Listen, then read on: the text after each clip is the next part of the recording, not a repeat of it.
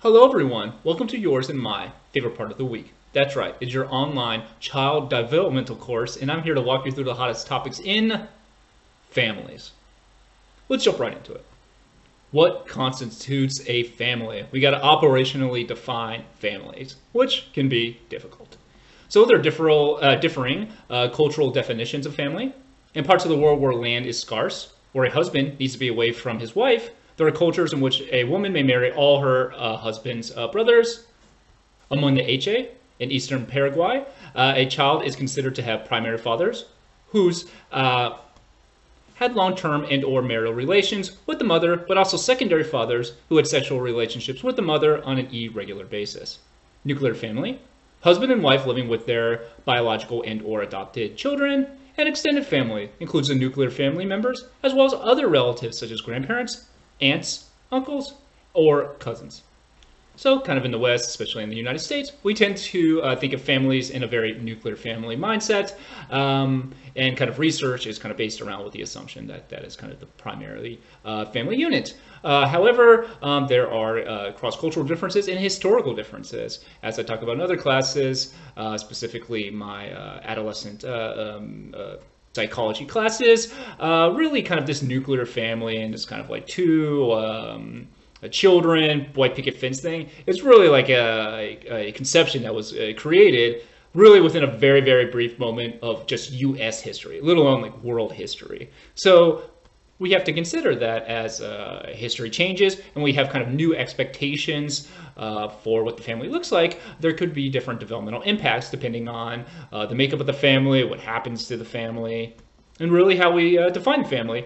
And also kind of traditional, we haven't really looked at extended families, which is kind of rooted in kind of the history of psychology in the US, kind of overlooking non kind of traditional, again, traditional being a nuclear family that largely kind of was a cultural product of like a 20-year period. So that's what I mean by traditional. But kind of that idea, the boomer generation nuclear family, without kind of looking at the impact of grandparents, aunts, uncles. A lot of families live with these other family members or live in multi-generational households. So you have to kind of consider that as well.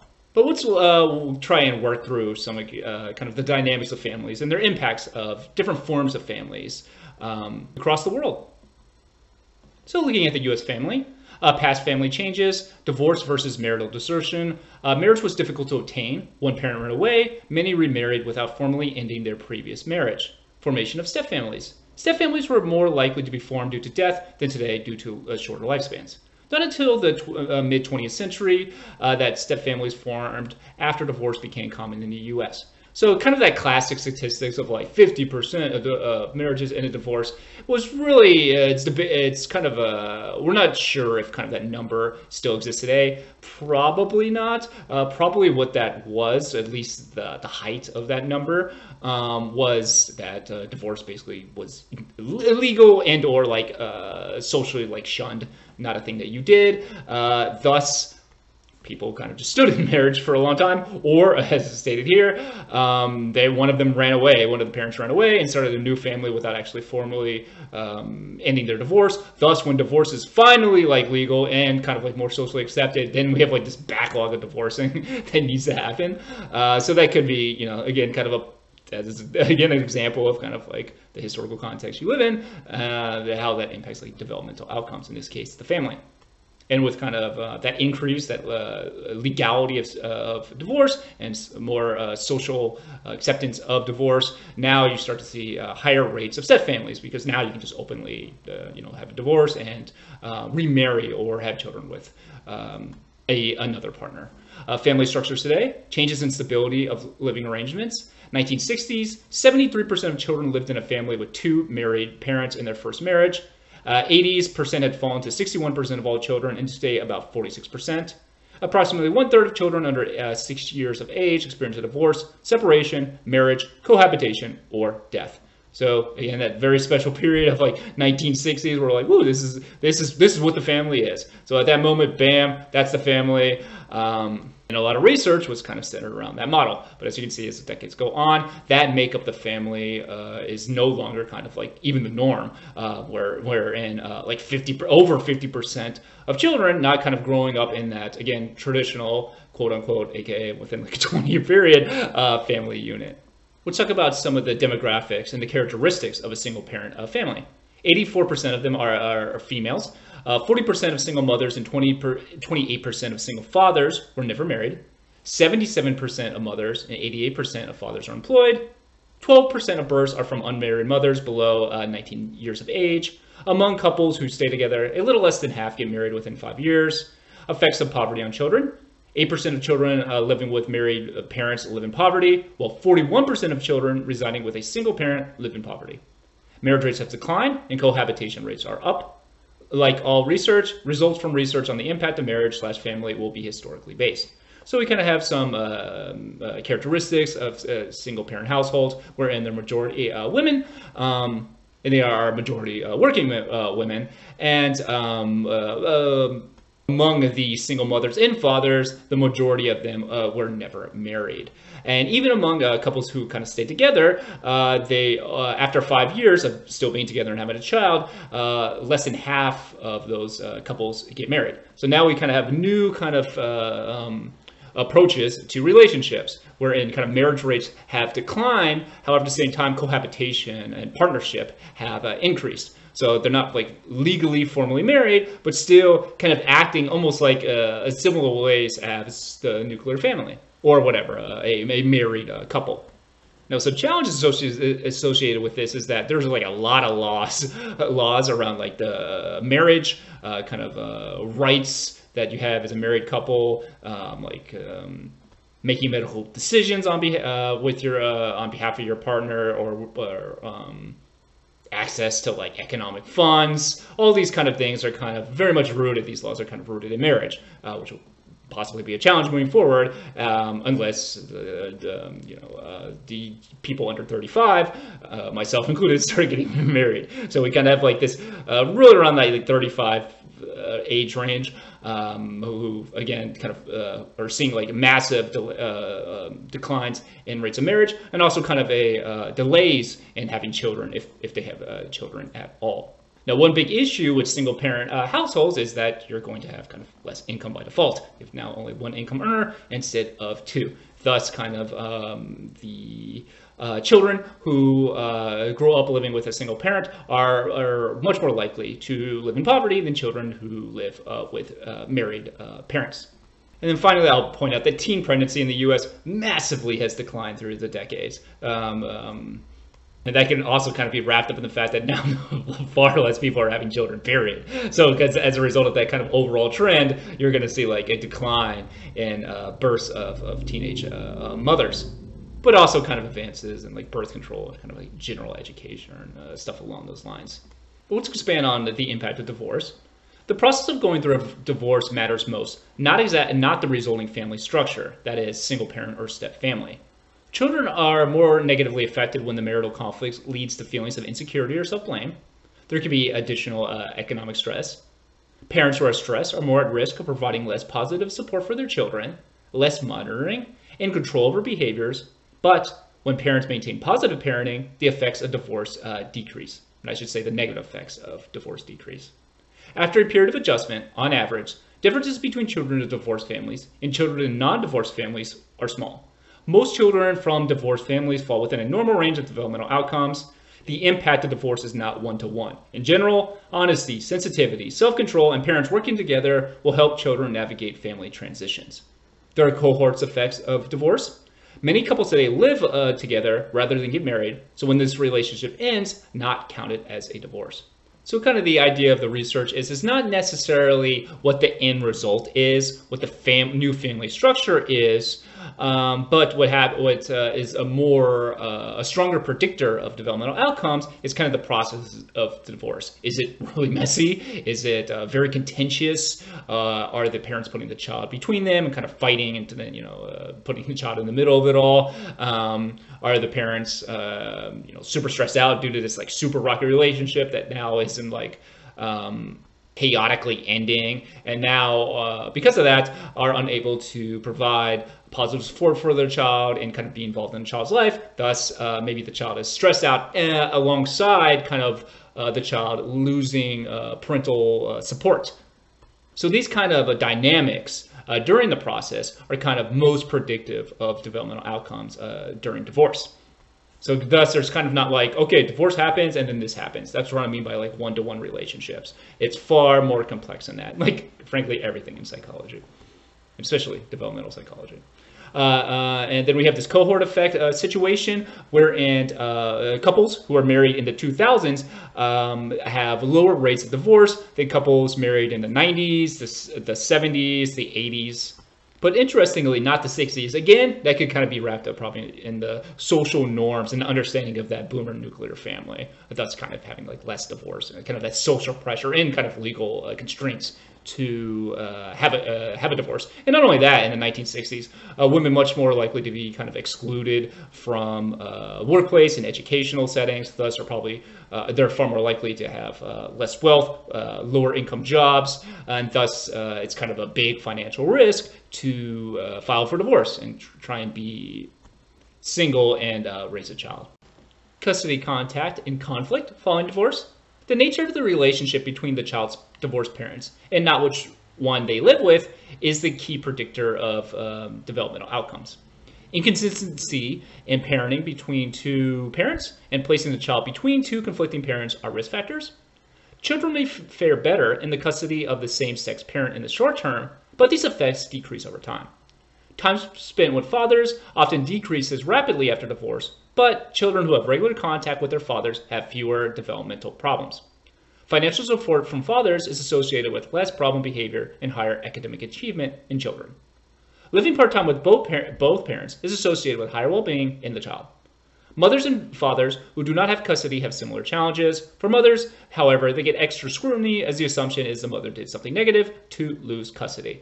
So, kind of like how I said before, wherein kind of the quality of the relationship between the parents during divorce is a meaningful developmental predictor of, or I should say, a meaningful predictor of developmental outcomes in the child. The relationship of the parents following divorce is also a meaningful developmental outcome. So, again, a meaningful developmental predictor of their child's developmental outcomes. So in the case of inconsistency, you can imagine like one parent being super permissive, just letting the child do whatever they want at all times, versus kind of like more maybe authoritarian or authoritative parent. And kind of the idea here is that now we kind of have conflicting kind of values and different approaches to raising the child, which could place a child in a situation wherein they're kind of picking which one they like more, or placing the parents in conflict, which then again it's kind of like placing the child in the middle. So the more consistent you can be with parenting overall, the more positive developmental outcomes. Again, this is broadly stated if one of the parents are like, an abusive kid or whatever. You're not like, okay, well now we need both parents to be abusive. No, but within reason is what we're talking about here. In contact with both parents, again, generally speaking, not like the worst, like absolute worst parents, the generic parent, contact with both parents or living part-time with both parents, and just time with the father and the mother is associated with positive developmental outcomes. And this reflects a couple things. One, the parents in those cases usually have a little more positive relationship, or it's kind of like, I don't really like you, but hey, we're not going to fight, we're not going to argue, it is what it is. We'll just have a working relationship, and it's not that real, doing it for the child kind of situation, and thus the child can spend time with theoretically both parents.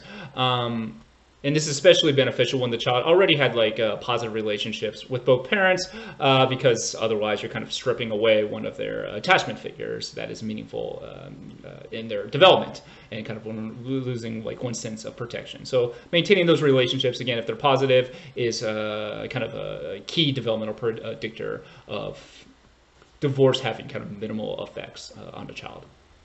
Co-parenting. Sharing of parenting responsibilities between two or more people. There's a lot of variation in this. It's routinely done by married couples, by people who have never married, by single parents who share parental responsibilities with another person. A study of 1,200 unmarried couples in the U.S.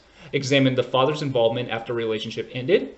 The involvement decreased for 20% of the fathers. 41% of fathers maintained a consistently high level of involvement. 13% of fathers moved from low involvement to high involvement, and 25% had little involvement and remained low. Some predictors of involvement include having a strong positive relationship with the baby's mother before birth of the baby. Black U.S. fathers maintain the highest level of co-parenting. It's common for another adult or family member also to act as a co-parent. So even kind of the definition of co-parenting can be a little complex. It can consist of parents who were never married, or parents who were married and are now divorced, or maybe a single parent or with a new step family, something along those lines. So again, these kind of dynamics can be a little complex, but we're going to kind of speak in broad general terms here about co-parenting, and kind of similar to other divorced parents, or in this case, if they weren't divorced, the positive relationship between the co-parents working together, and then a level of honesty and transparency and openness and sensitivity for the child that's appropriate with the age is predictive of most positive developmental outcomes. And then we have this 1,200 unmarried couples, kind of looking at the involvement of fathers. We see that overall, following divorce, involvement is decreased for 20% of fathers, 25% had little involvement and remain low, and then we see an increase in about over 50% of fathers. This is important because, kind of despite being overlooked by literature, the fathers are an important figure in children's developmental outcomes. And kind of one key predictor of positive co-parenting is that the relationship between the father and the mother were strong before they had the child. So kind of consistent with developmental outcomes, you're bringing that history of development with you. So kind of a common misconception, or it used to be more common, especially for like at-risk teens or early adults, is that, oh, my relationship is kind of rocky, I'm going to have a child and then everything's going to be awesome. Well, not really. There's a higher likelihood that it'll just be worse, because now you have like more stressors in your life, raising a child and kind of navigating that situation. So kind of parents who already had a positive relationship, or I should say couples who already had a positive relationship, are more likely to have a positive relationship after the birth of the child, and then successfully kind of navigate co-parenting. The co-parent can also include not just step-parents, but maybe also kind of extended family. And we'll talk about that later on, but maybe grandparents, something along those lines, aunts, uncles. There's also a lot of like, obviously we talked about among some Congo tribes, wherein there's just a massive amount of co-parenting among like an entire like village situation. So again, a lot of variations across cultures. Let's move on to step families and extended families. A family with two adults in a formal or informal marriage, where at least one of the adults had children from a previous relationship and possibly children from the current union, is our operational definition of step families. 3/4 of divorced U.S. Americans remarry. Of those remarriages, 60% end in divorce. Issue of boundary ambiguity. Lacking of clarity regarding who is in and who is out of the family system can become an issue as families redefine and clarify their roles and relationships within the new step family. Children could feel that they are being disloyal to a biological parent, or may resent the attention that their parents pays to their new step parent. If a second marriage is higher quality than the first, the child will have a new model of a loving relationships.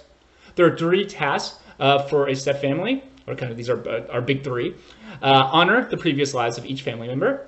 Find ways to work together while acknowledging the differences between them. And everyday interactions over time must promote a sense of cohesiveness. So we have this working definition of step families, and we also see that among divorced parents, or divorced people in general, most of them will get remarried, and then most of them will also get divorced again. You also see this pattern if you get married a 3rd time. You're far more likely to get divorced again. Kind of by that point, you're probably bringing a whole history of developmental challenges with you, kind of just probably instability kind of in your life. Maybe economic precarity, lack of like family resources, lack of like social resources, so kind of much more unstable situations. And then those people kind of find each other, get married, and then more likely to end in divorce.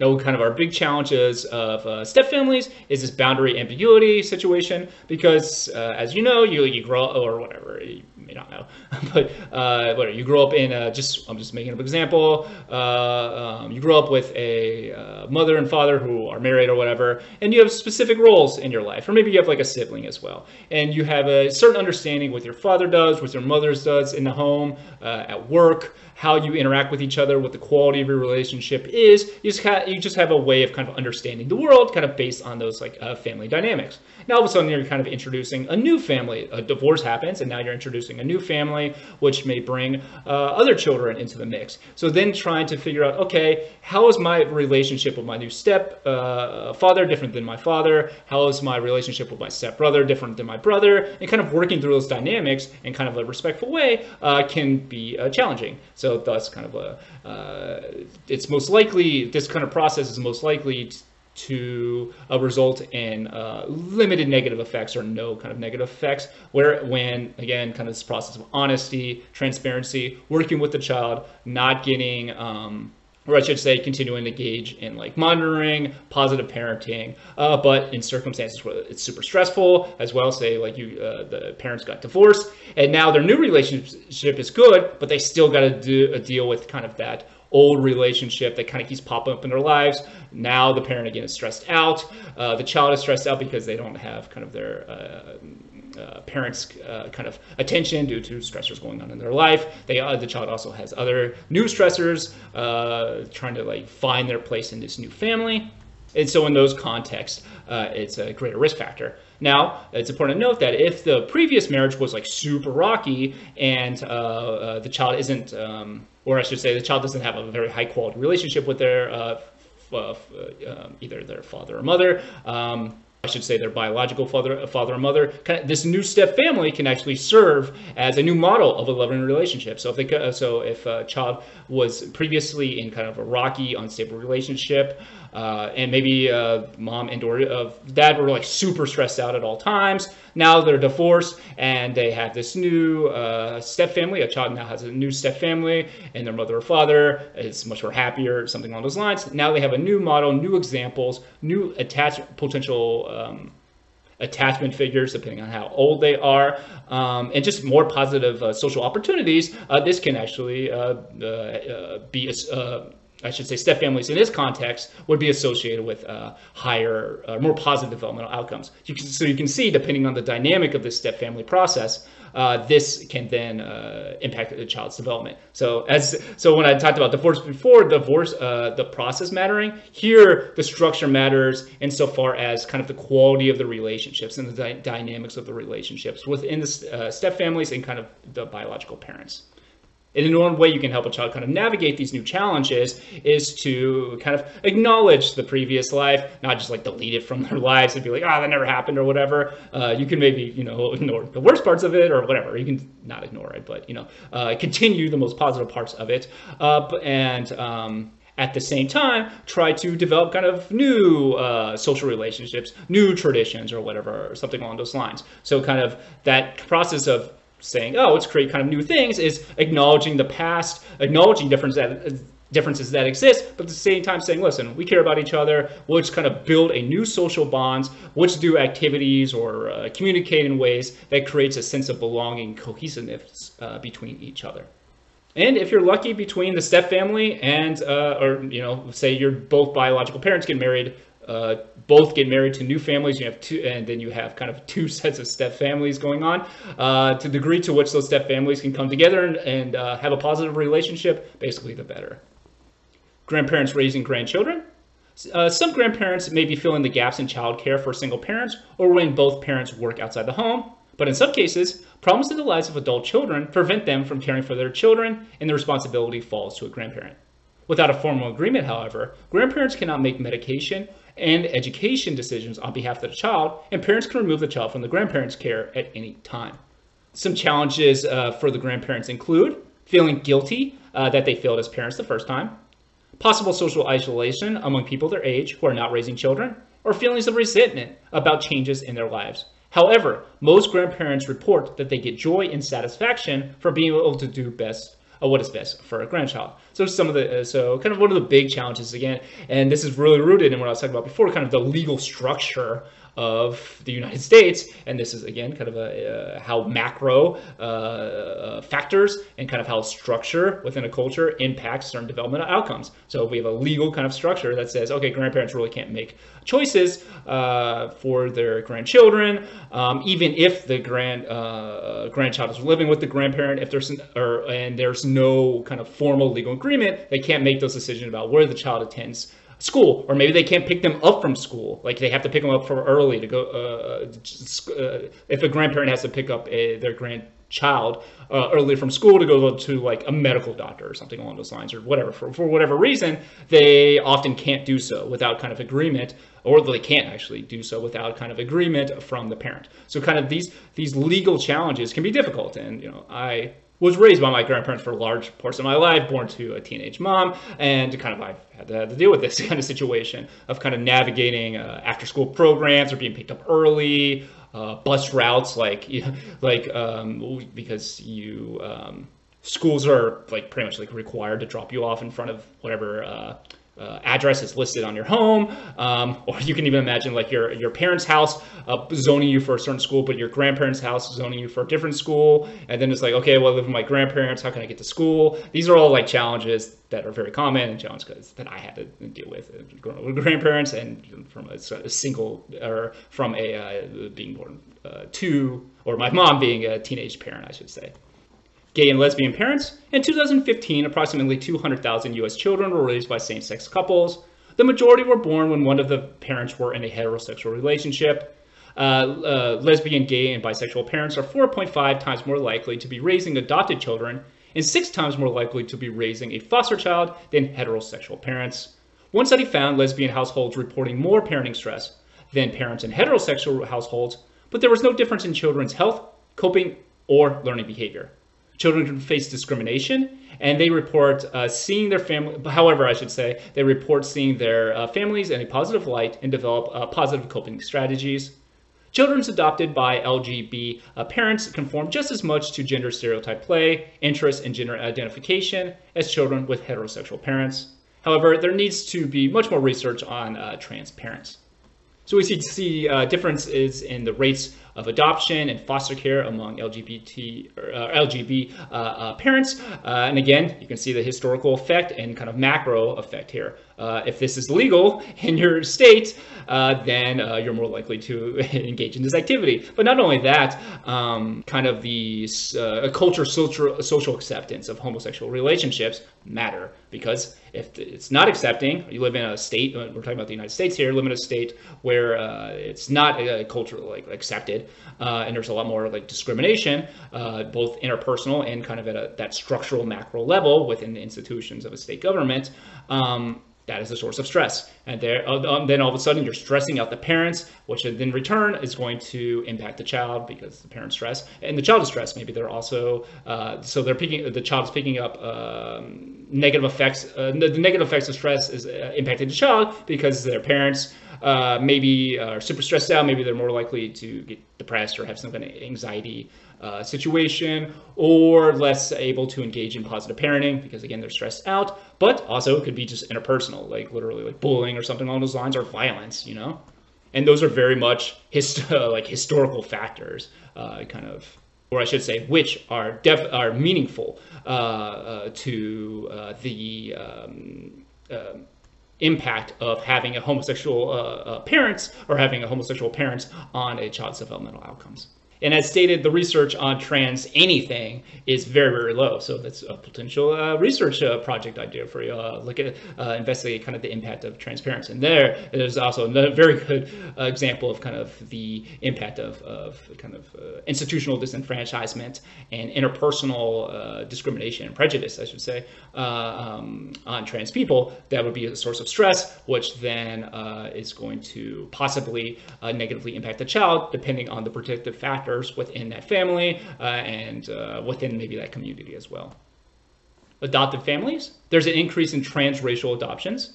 There are fewer international adoptions than in the past. It decreased by 80% between 2004 and 2016.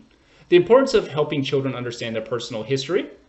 Some techniques include developing a life book that helps a child embrace their past and gives them a sense of their life story and identity. When children have honest information about their past / their birth parents, it reassures and builds a bond with their adoptive parents and helps develop a positive identity. Open adoptions. Adoptions in which the child in the birth adoption in which the child in the birth and adoptive parents have access to each other. This is the most adoptions today. So let's stop there briefly. So we see a decline in international adoptions for a whole host of reasons. Countries who experience a lot of political conflict following formal colonization for a whole host of historical reasons. What would happen often is because I don't really need to get into specifics. What would happen often was these transnational adoptions. So through time, however, these countries are trying to keep and kind of address issues within the family, but just in their country in general, by using kind of the resources in that country. So a new emphasis on working through children's issues, family issues, and kind of a national context has increased across the world, and thus you're kind of seeing the kind of a decline in international adoptions. And another reason is that there's kind of a lot of criminality, frankly, associated with it, of children literally being kidnapped and then put in adoption centers. There's a whole history of kind of abuse within this system, especially 60 years ago, far less over. You imagine a country that's just got decolonized, whatever it is, happened in Democratic Republic of Congo. A lot of former Belgian colonizers took children, literally. And what happens is when the country is decolonized, they have basically very little resources. They have very little trained staff because this was purposely done so during a colonization, and thus really can't manage this. They really don't have the power to enforce anything anyway. They're super under-resourced. So due to this and other historical reasons, international adoptions have declined. But among both international adoptions and transracial adoptions, it's important for children to kind of understand their past and not hide it from the child. You may think that, or whatever, it could be a misperception that, I'm going to hide the child's past to kind of protect the child. But there is importance in this autobiographical memory and our identity and how we came to be, and not just a personal identity, but identity of a collective of this is my racial history, this is my country's history, whatever, it's my life story. All these things kind of blend together, and through that kind of open and honest conversations, with an appropriate age range, this helps build, as stated, kind of a collective identity, a personal identity, a biographical memory, but also builds the bond between the adoptive parents and the adopted child. Kind of a sense of transparency, honesty, and kind of working to form and build a new bond, which is a great foundation to have. And moving on to foster families, living arrangement for children removed from their homes that is not intended to be permanent, yet about 1/4 of children cannot be returned to their families. 60% of children spend 2 to 5 years in foster care before adoption. Let's talk about some studies related to foster children. Studies in the US, UK, Canada, and other European countries have found that foster children are at risk of lower educational achievement, lower rates of employment, worse health outcomes, and higher rates of substance abuse and interaction with the legal system. Circumstances of what put the child in foster care, which include unstable families who may have abused the child and or the parent had a disorder, predispose the child to later life problems. They bring to the foster care stress, which can be exacerbated due to the anxiety of living in an unfamiliar setting. Mentorship with non-parental adults who the young adult respects, trusts, and has a strong social connection with are less likely to have negative adult developmental outcomes. Legislation allows states to provide support for foster children beyond age 18. So we see foster children, in particular, having a lot of risk factors associated with foster care. Some of this reason is that prior to entering foster care, these children are more likely to be abused or just have kind of just unstable family lives or upbringing in general. Which again, they're bringing with them to their foster care. Now they're among other children, among other adults that they don't know. Which can also be a source of stress. So you have the super stress kind of background, entering kind of a new stressful arena, not a lot of protective factors available potentially. And through time, this accumulates. So even if the child leaves foster care, by the time they leave foster care, that accumulation of stress can be a massive risk factor, especially when they reach 18 years of age, and maybe they leave foster care. Now it's like, okay, well, I need to get a job. I need to figure out the world. I don't have a lot of maybe any adult relationships. I'm just trying to figure this out on my own, and that is incredibly difficult in the context of little resources and a high level of trauma compiled through time, a high level of adverse child events, a high level of ACEs, that is. However, foster children who can develop mentorships with non-parental adults have more positive developmental outcomes. These mentorships act as a protective factor. And you see this not just actually with foster children, but just development overall. Having a strong mentorship is associated with positive developmental outcomes. That is the relationships with non-parent adults, wherein the child respects them, trusts them, can confide in them, and has kind of a strong social connection, wherein both people understand that they care about each other.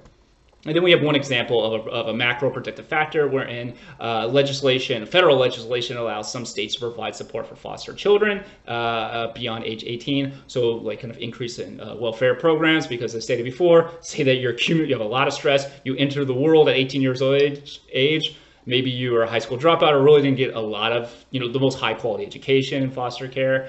Now you're like, okay, I guess I'll go to college. And it's just kind of very difficult for a child who didn't have to go through that to kind of navigate it, let alone a child who went through foster care. Thus, kind of this federal legislation, which allows states to provide additional kind of social safety net care. Again, an example how those macroeconomic features, in this case, public policy, impacts the developmental outcomes, in this case, foster families. However, important to note, not all states have the same levels of these social programs.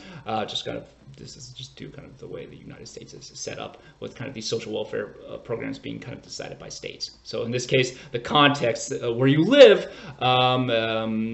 it matters to the developmental outcomes of foster children. One reason because some children or some foster children will receive more kind of social welfare program or social support from the state than other children who grow up in like a different state would. Families are dynamic systems made up of the individuals within them, and within this dynamic system, relationships develop and change over time. Families are composed of the adult relationship, the parent-child relationship, and the sibling relationships. Families are also embedded in the larger context of society and a culture that shapes both their form and their function. They're also impacted by parental employment, the community, external supports/stressors. All of these factors interact with each other. Thus, therapists look to take an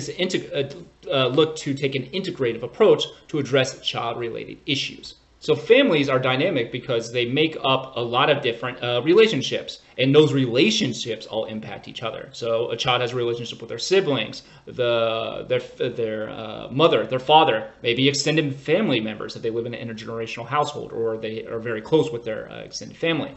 So you have all those relationships, and interestingly, those relationships impact each other. So a classic example is a bad or a poor quality relationship between a father and a mother, and that is going to impact the father's and mother's relationship with their child. Maybe they're super stressed out or always fighting or whatever, and that is going to decrease the quality of the relationship with their child. So all of these family relationships are all kind of interacting with each other in very, very complex ways. And not just that, but families and those relationships, that collection of like networks of families that are those dynamic networks of relationships within the family are also being impacted by like society and culture at the same time. And these range from cultural values to like, is there an economic depression?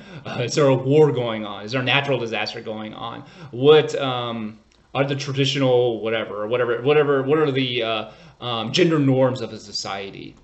What is what is your job like? Are you working a super stressful jobs because that parent's relationship with their boss, or just kind of their feelings about work, that's going to spill over to their they're going to bring that kind of stress with them into their family unit, which then in return may impact their marriage, negatively impact their marriage, and may negatively impact their relationship with their child. Thus, kind of when therapists look to try and address child-related issues, they have to consider this massive context of all these different relationships interacting with each other, with society impacting the family, with the jobs impacting your family, with the cultural dynamics of your country is, or what is your subculture. And this can get quite complex. And again, developmental psychology can be challenging when you're trying to consider the collection, and those Bronfenbrenner terms, the collection of like systems and all the environmental impacts, or all the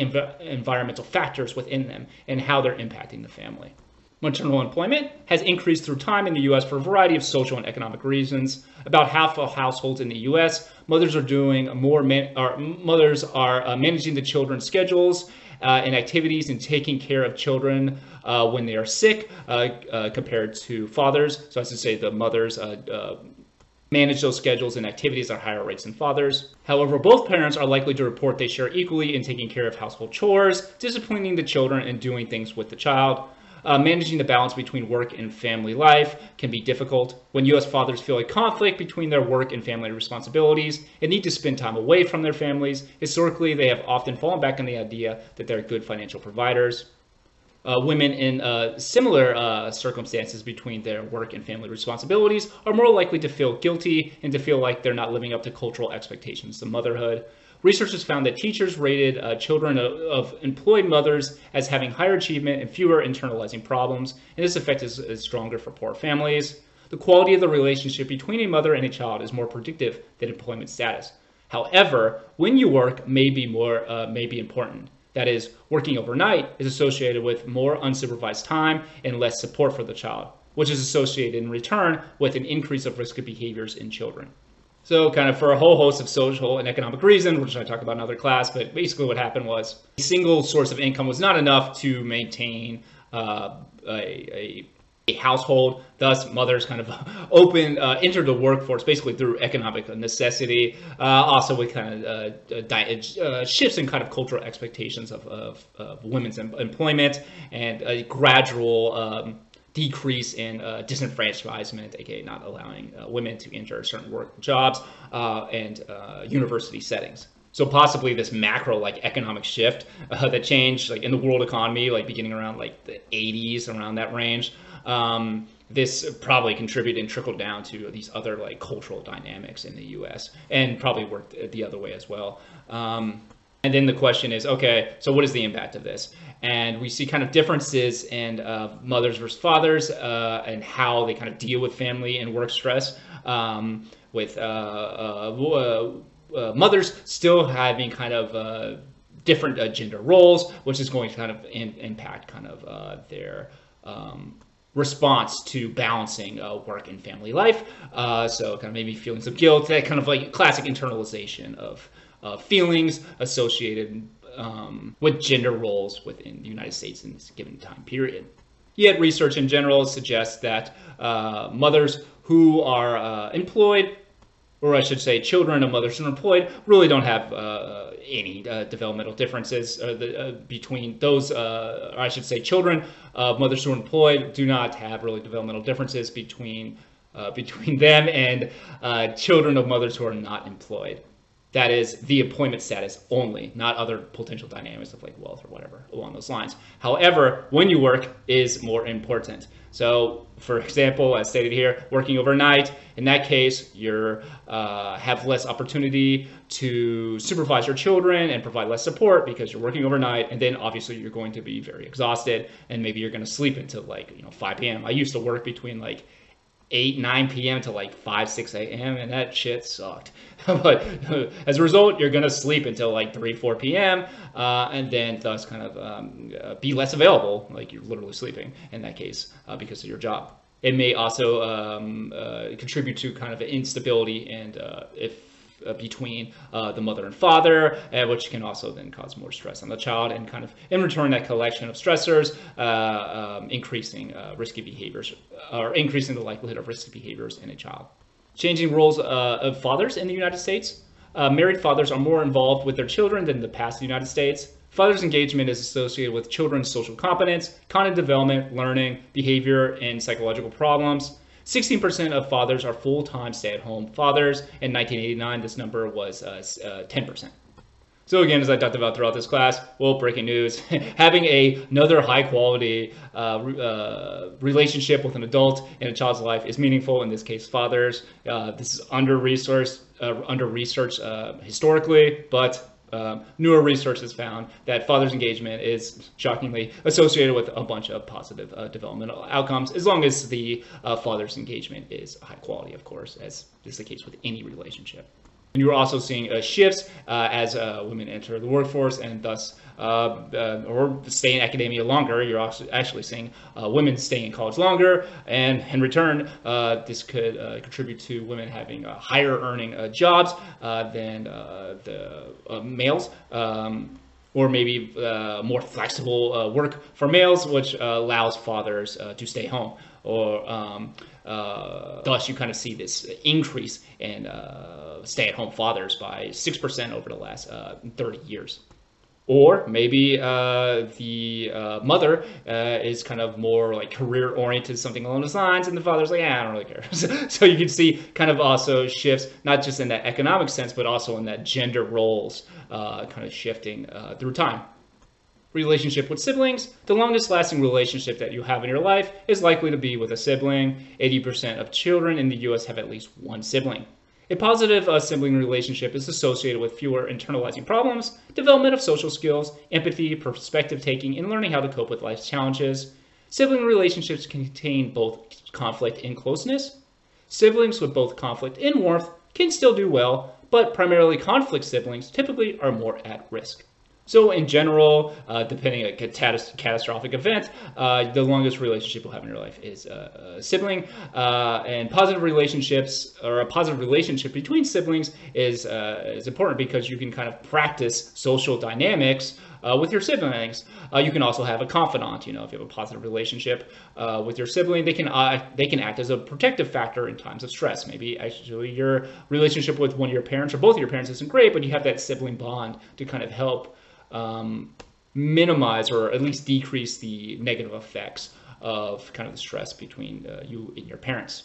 However, siblings do contain elements of both conflict and closeness, and kind of the idea here is that unless a sibling relationship is just completely coercive and just really, really negative, you're not going to be at super development, like really a big developmental risk. So if the relationship is positive, obviously you're more likely to, that acts as a protective factor, and it's associated with all these positive, it's associated with increased odds of all these positive outcomes. Even kind of like mixed relationships, again, kind of neutral, like you're still getting positive, you're still getting neutral, that happens within siblings. But however, when that relationship is hostile, that's when children are most at risk. Why are siblings so different? Unless they're identical twins, two siblings may have inherited different genes from their parents, at least with respect to some traits. However, siblings may also have very different family experiences. They may be treated differently by parents. They may perceive similar experiences in different ways. They may grow up in the same house or at different times in the family's life. Unequal treatment often creates conflict among siblings and may lead to negative outcomes. But treating siblings differently may actually be good as long as they are each treated well and the child views the differences as legitimate. Experiences outside the family also influence each sibling differently. Birth order, however, has little practical significance on outcomes like IQ, wherein firstborns on average only having about 1.5 IQ points, or scoring 1.5 points higher on IQ tests than non-firstborns, so which is pretty low. So some reasons for sibling differences include being treated differently by your parents, which can be good or bad, and I'll circle back around to that. Having different family experiences. So, for example, say your sibling is 5 years older than you. Maybe they grew up in your house when it was a little more rocky. Maybe your parents at that time hadn't yet gotten a good job, had a lot more a higher level of unstable employment. Maybe the neighborhood was worse, and maybe things changed within 5 years or something along those lines. Or hell, maybe it got worse.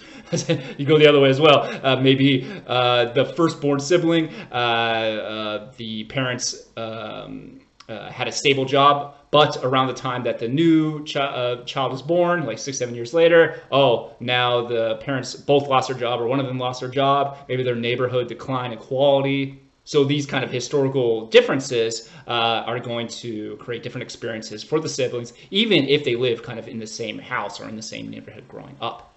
And kind of circling back around to that treated differently situation, parents do treat children differently. And what matters, though, is the children's interpretation of that difference in treatment. Is it legitimate in the eyes? Is it not like favoritism, but rather, okay, the parent recognizing that one child likes whatever, vanilla ice cream more than chocolate or something along those lines. So the more or the higher degree of legitimacy of the treatment differences, the more positive the developmental outcomes associated with those treatment differences are. So if a child thinks, oh, these differences are unjust, they just hate me for whatever reason, that's when that child is going to be at greater risk.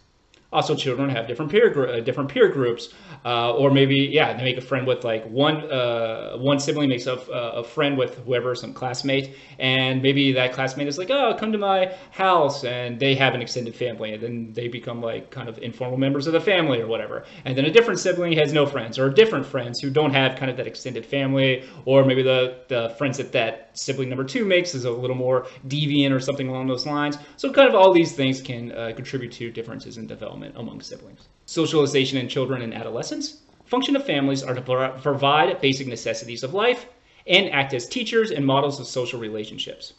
Social relationships, or I should say socialization, refers to the parents teaching the child how to interact in appropriate ways according to the rules and norms of their society. The goal is for the child to internalize these social norms. So through this process of socialization, the parents are socializing the child, teaching them rules, norms of society, how to interact with these societies, and those norms, those rules are representative, are I should say, derived from those macro features of Bronfenbrenner: culture, political ideology, economic ideologies. Those things filter down, and those values are kind of passed down through this socialization process.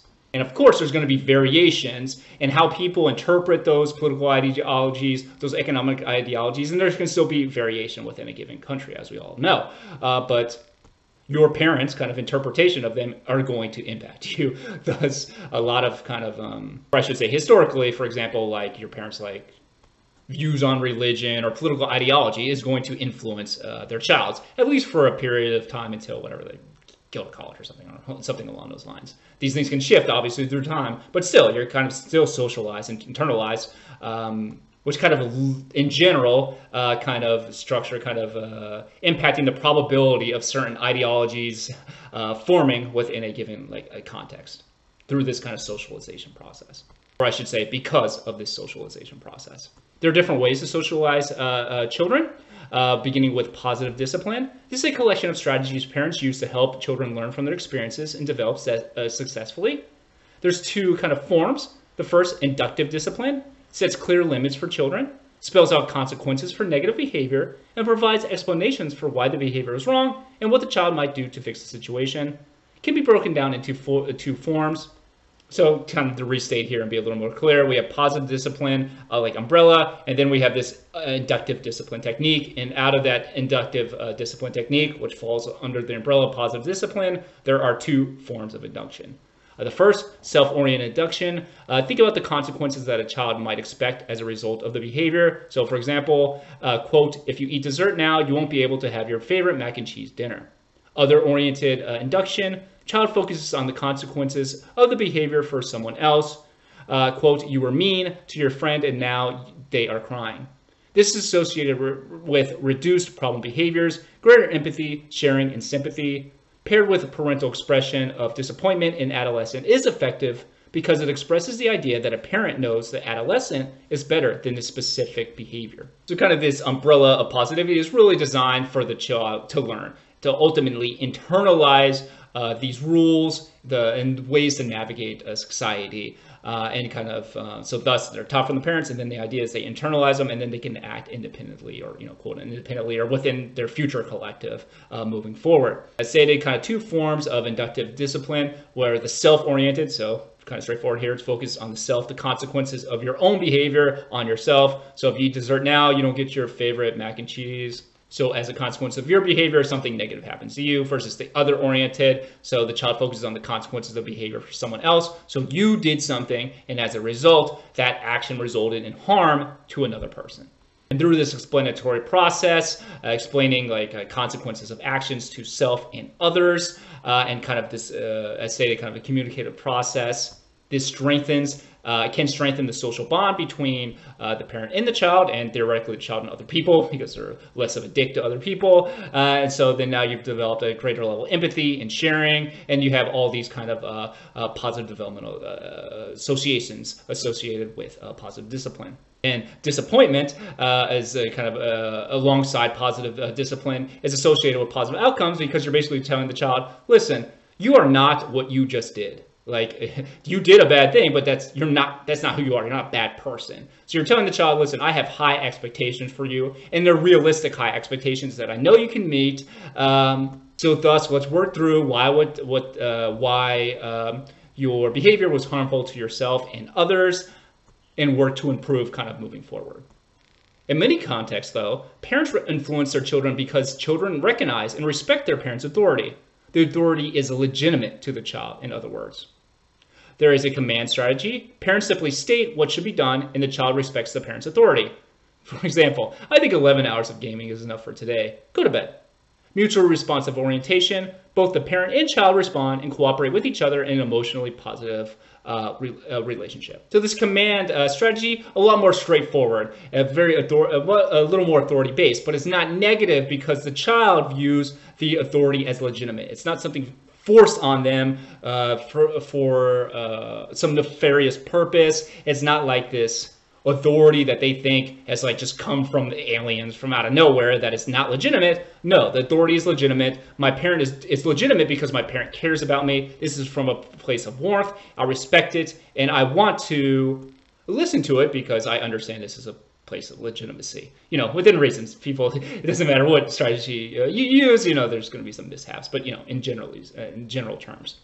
But ultimately, the goal, though, is for all this positive discipline techniques, is this mutual responsive orientation, wherein both parent and the child are engaging in kind of positive relationships through time that can take new complex forms, wherein there's more give and take and more freedom and dialogue. But ultimately, you have a socially reciprocal process wherein both of the people in the relationship see this relationship as positive, as legitimate, and thus they want to cooperate with each other and respond to each other in positive ways. Really kind of building that positive social bond, which is going to serve them well, not just in that relationship, but for future relationships and kind of navigating society in an empathetic, pro-social way. Moving on to negative discipline. One aspect of this is psychological control. Use psychological or emotional manipulation to get the child to comply with what the parent wants. This can involve manipulation, which makes the child feel guilty, threatening to withdraw love unless the child does what the parent wants, and invalidating the child's feelings. Sorry, I should have said invalidating. Child is pressured to make decisions based upon what her parents' wants and needs are, rather than their own wants and needs. The child learns that the parent's acceptance/love is conditional/dependent on their behaviors. So this is kind of just classic manipulation. And ultimately, the take-home message from this and the interpretation of a child is going to be some variation of, I have to do X behavior or love is going to be taken away from me. I don't have this stable relationship with this adult, and thus maybe future relationships aren't stable. Maybe future relationships love and acceptance is going to depend on me doing some kind of behavior at the expense of myself, which is going to be associated with a whole host of potentially negative developmental outcomes for kind of like self-evident reasons, and also maybe something like being a workaholic or perfectionism or something along those lines. It's a little more speculation, but you can see here how it's like, oh, I have to do X or love is going to be taken away from me. What I depend on is going to be stripped away from me. So it's not necessarily that they are like, oh, I don't value this relationship. It's like, I value this relationship, but in order to maintain the love and maintain this relationship that I value,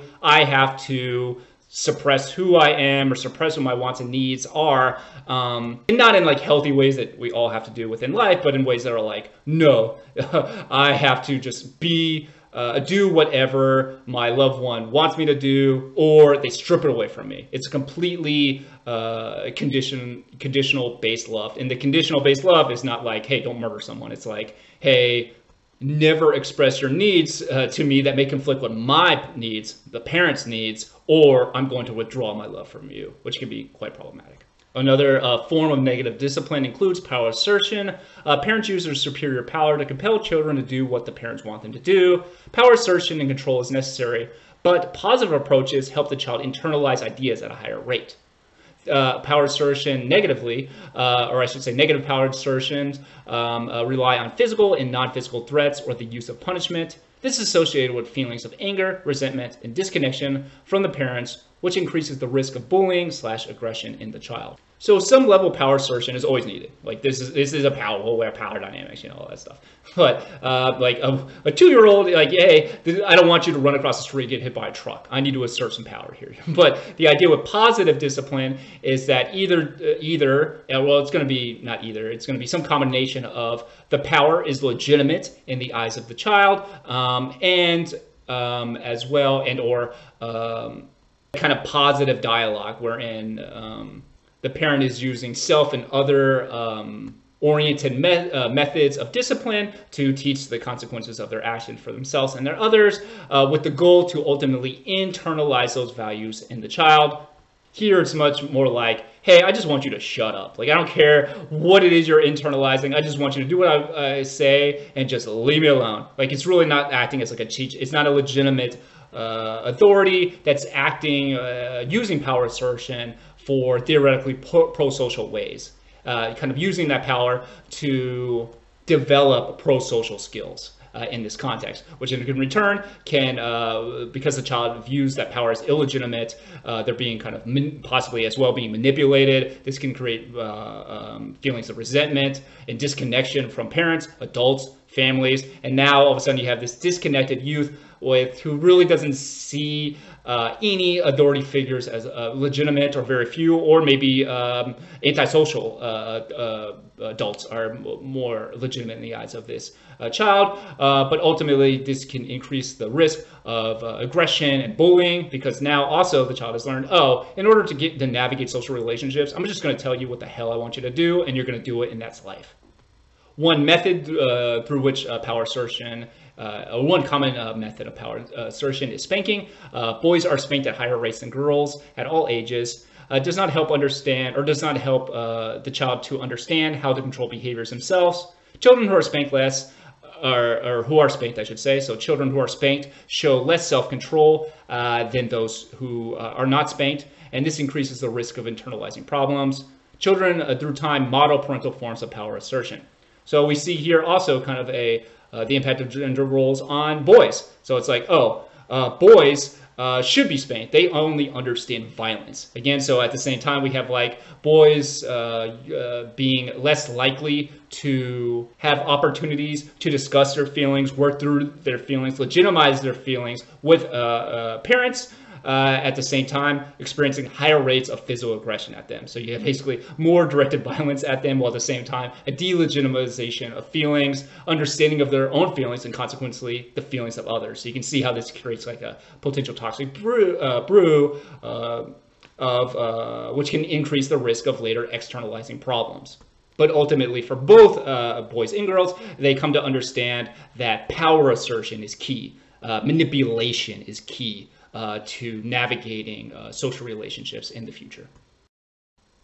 Let's continue on to our last big topic, and that's parenting styles. There are two dimensions of parenting: parental acceptance slash responsiveness. This is the extent to which parents are warm, supportive, sensitive to their children's needs, and willing to provide affection and praise when their children meet expectations. This is characterized as affectionate, smile, praise, consider children's perspectives, but also let the child know when they misbehave.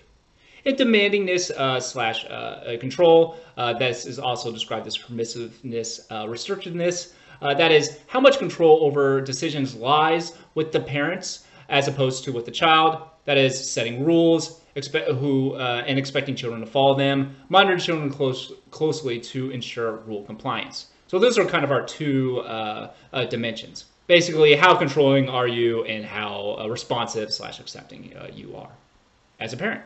And historically in the U.S., those four dimensions ultimately, or I should say those two dimensions ultimately contribute to four parenting styles, or they result in four parenting styles. The first, authoritative parents. They use warmth, firm control, and rational, issue-oriented discipline, in which emphasis is placed on the development of self-direction. Authoritarian parents use punitive, absolute, and forceful discipline and place a premium on obedience and conformity.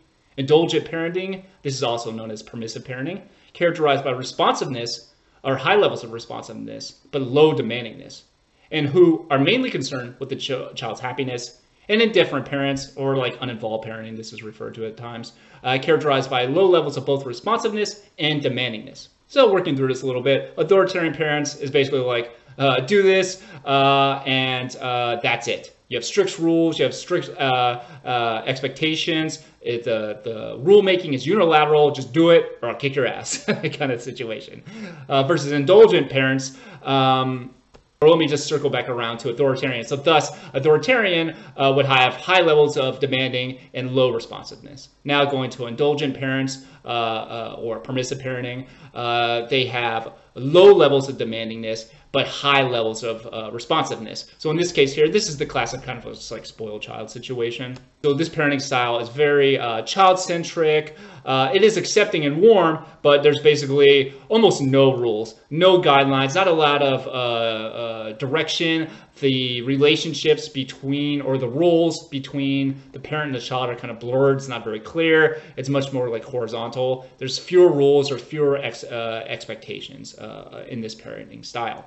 And then authoritative, don't be careful not to mix up those two terms, is characterized as high demandingness and high responsiveness. So kind of the idea here, it's a much more reciprocal relationship. There are rules, there are firm guidelines, but those rules, depending on the child's age, are developed a little more democratically. There's a lot more communication, so there's a lot of warmth, a lot of accepting, but at the same time, there are firm rules, there's monitoring, there is consequences to rules being broken, but kind of ones that are a little more legitimacy. There's more legitimacy, kind of, is the idea here. And ultimately, authoritative parents, through this high responsive, high demanding approach, the thought is that these child is going to be able to develop a sense of autonomy and operate successfully as an adult later on in life. Research suggests that children raised in authoritative houses are more psychologically mature, responsible, self-assured, creative, curious, socially skilled, and academically successful than those raised with other parenting styles. Adolescents raised in authoritarian homes are more dependent, more passive, less socially adept, less self-assured, and less curious. Adolescent raised in indulgent/permissive households are less mature, less responsible, and more conforming to their peers. Adolescents raised in different homes are often impulsive and more likely to be involved in delinquent behavior and in precocious experimentation with sex, drugs, and alcohol. So beginning again with authoritarian, again, very high in demand, very low responsive, do it or I'll kick your ass, very rule-centered, parent-focused, like unilateral, hierarchical kind of situation. This is associated with more dependency. They get through here, you have to depend on your parent kind of for everything. They make all the decisions. your curiosity is irrelevant. This can also kind of result in a little more insecurity, possibly, because ultimately, again, you have that authority figure. You're going to be more passive because you're just waiting for orders, and thus you have less opportunities to kind of develop your kind of own independent kind of curiosities.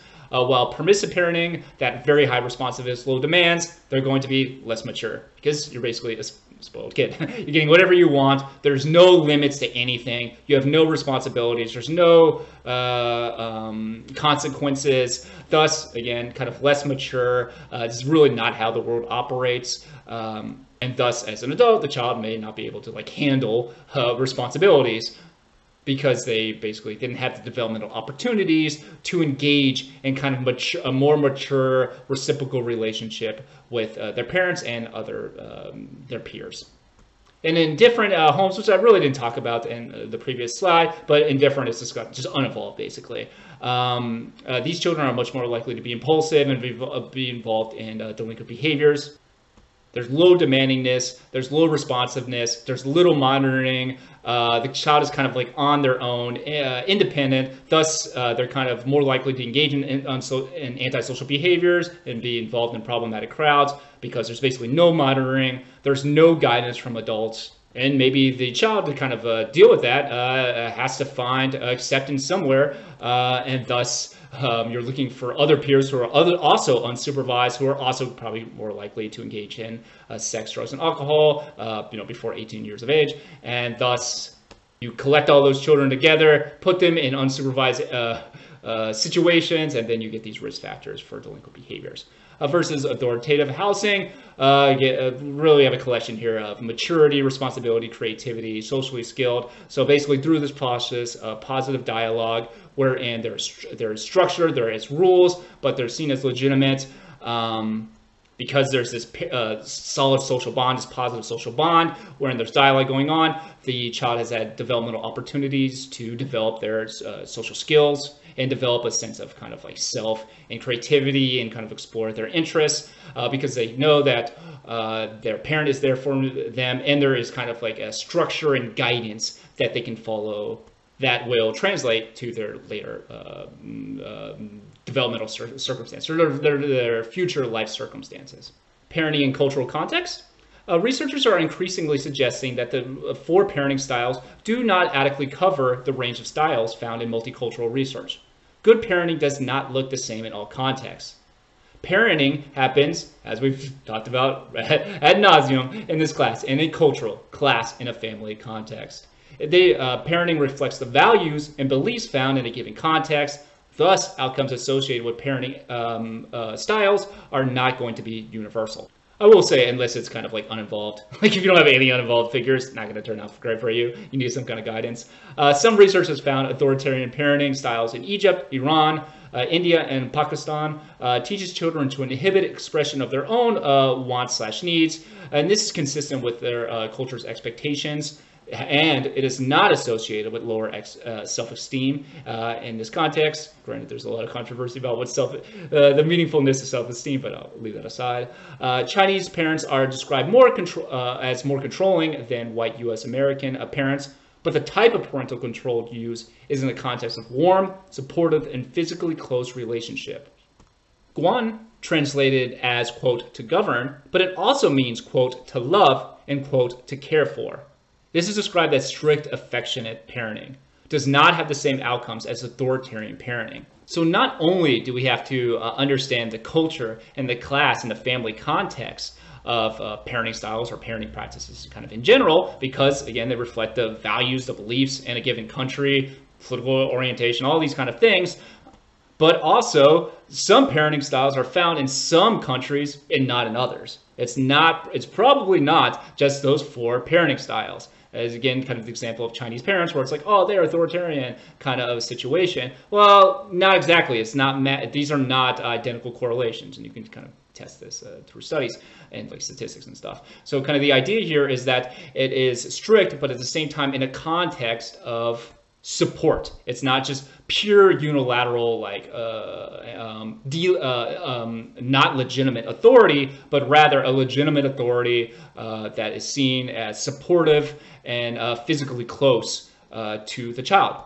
And because that evaluation of the child and that expectation of parenting, which we'll get to momentarily, this means that this form, this strict affectionate form, is going to be associated with different outcomes than authoritarian parenting. And also kind of different forms of collectivism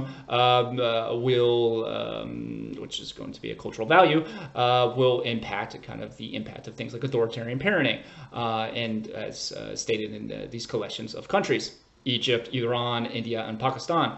Because within that context, that parenting style is expected and is kind of related to, listen, you can't just do whatever you want at all times. You have to incorporate, you have to kind of limit the expression of your own quote unquote independent needs on behalf of like the group. Broadly stated. Again, there's also subcultures within every country and blah blah blah. But these are generalities here. The big takeaways are, again, there could be more parenting styles than the four traditionally proposed by United States researchers. In the culture, the class, the context, the historical period, all these things matter when we investigate the role of parenting styles and parenting practices on children's developmental outcomes, excluding the most egregious, like just beating your child and abandoning them in a ditch, not great. Like beyond those kind of like extreme kind of indifferent or abusive relationships. Familism, or familism, depending how you pronounce it, is described as an orientation toward life in which the needs of the family takes precedence over the needs of the individual. Adolescents or children who value familism are more likely to develop pro-social values, less likely to get depressed, and less likely to get involved with antisocial peer groups. Adolescents who value familism less are more at risk of doing poorly in school, especially in lower class families. And this is kind of within, broadly speaking, Hispanic households. Again, massive amount of variation, but again, kind of broad generalities here. So we're going to talk about, these are our kind of two dynamics here. So again, you can see a kind of different approach and application of collectivism, wherein the needs of the family coming before your kind of individual like quest. Doing whatever, like maximal, like do whatever you want because you think in your mind it benefits you the most. Interestingly, you see the positive impacts of familism within Hispanic households. High levels of familism or familism, however you want to pronounce it, depending on your background. In those contexts or within those families, those children and adolescents are more likely to develop pro-social values. So kind of teaching and in return, the child internalizing the necessity of considering other people's perspective, incorporating the needs of other people into your actions. So you can see how this is going to impact pro-social values. Next, we have respeto, which is required fulfillment of the expectations for a person's social roles and to respect social hierarchy. This includes deference to elders. Latino parents engage in more physical guidance of young children, more parental direction, modeling for children, more rule setting and monitoring. And this is associated with positive outcomes. So here we have kind of like a respect of the legitimate social hierarchy and social roles. Deference maybe to elders, and kind of that extended family. Again, here you can see the impact of extended families. With, again, in broad terms, Latino parents engaging a much more kind of indirect role. So much more hands-on kind of modeling, guidance, rule setting, and monitoring. And again, in this context, associated with positive outcomes. Now, interesting when you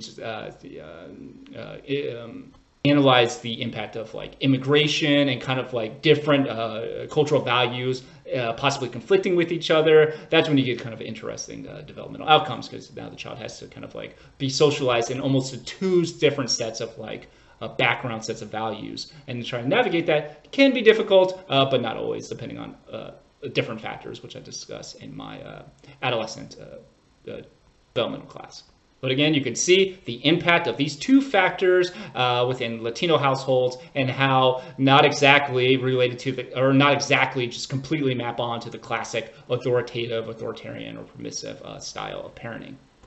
Also, in dangerous neighborhoods, authoritarian parenting has less harmful effects. This may be protective, could be described as adaptive parenting. So you can imagine in this context, it's like your neighborhood's extremely dangerous, and you're like, listen, I ain't got time to have a dialogue with you right now. I need you to like shut up, listen to me.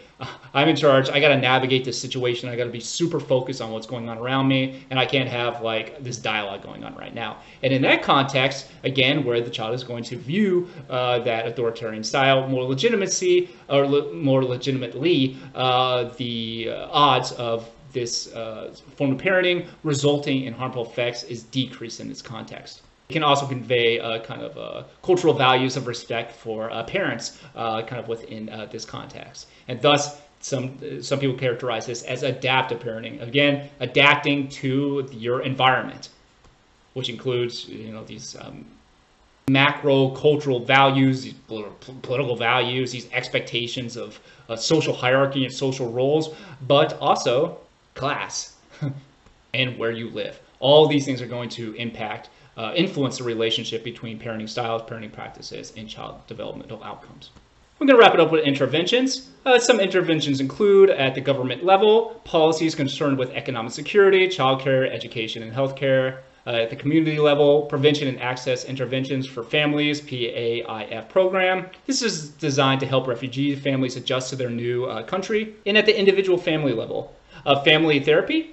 Target families whose children are at high risk of negative developmental outcomes before the behavior occurs. 8-week intervention programs, for example, where a child is placed in kind of like a summer program before the child starts school. Educators are trained to use to help at-risk children, and parents are trained on how to use those same strategies at home. So we see protective factors at the government macro level, such as Medicaid, food stamps, Section 8 housing, which is quite limited. Head Start, for example, most of these things I was involved with. These are government macro programs that act as protective factors that reduce the odds of negative developmental outcomes within an adverse environment. Then you have more kind of community levels as well, which also can be macro, like these refugee families who are, depending on the exact dynamics of that family, maybe exposed to a lot of war stressors, thus maybe, I should say, are bringing that cumulative history of stressors with them, while they are also trying to navigate kind of new cultural norms and values, and their child also trying to navigate those new cultural values and norms. And this is kind of another example wherein a child is kind of almost receiving two sets of norms and values, which then a child has to navigate. That is a topic for another class. And then we have this family level wherein family therapy can occur, which can include a collection of all these different programs together alongside just family therapy, but also specific targeted family therapy wherein states or cities or schools, something along those lines, will kind of work together, develop programs that target families, that is families who are identified at high risk of negative developmental outcomes based on the characteristics of the family and or kind of the characteristics of the environmental context that they're developing in. So kind of the idea here is to work with these children in these families before large problems emerge, and prepare the child to do well in school, because what can end up happening is the child does poor at school, then you kind of start a cascading effect wherein they just keep falling more and more behind, and not just academically, but are kind of socially underdeveloped. Thus, they have less peer friends, then they're more likely to develop friendships with deviant peers, and then you have, again, another cascading effect. But anyone who's ever been in school and an educator understands child developmental outcomes are not just associated with the school themselves, but also their home life, and thus kind of taking this integrative approach, which we've talked about throughout this class, which can include all the macro all the way to that micro level. These programs are targeting kind of that integrative approach to help the parents, help the child, help the educators, and hopefully at the same time providing some level of social support, social programs that help decrease the negative impacts of something like poverty or just an unstable community or unstable family. All right, everyone. With that said, thank you so much for listening, and I hope you have a great week. Bye.